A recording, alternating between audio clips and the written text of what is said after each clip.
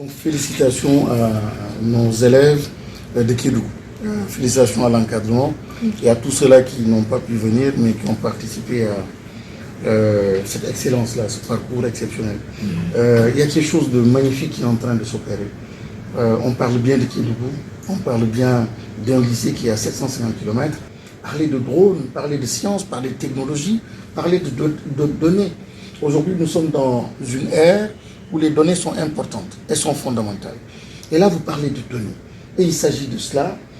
Et le lycée, c'est le lycée de Kédougou. Et ce sont les élèves d'un lycée. Ça donne espoir. Ça veut dire que c'est possible. Ça veut dire que vous pouvez aller très très loin.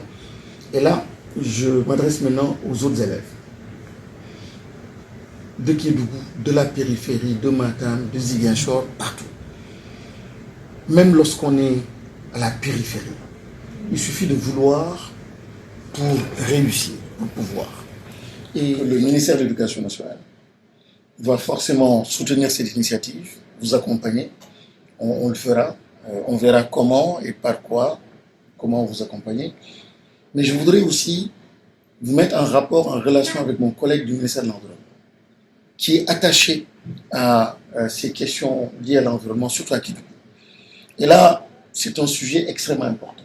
Le ministre sera extrêmement content, ravi de vous recevoir et de voir dans quelle mesure le ministère, son ministère, donc, pourra vous accompagner pour la réalisation de ce projet qui sera bénéfique, impactant pour la région de Kédougou.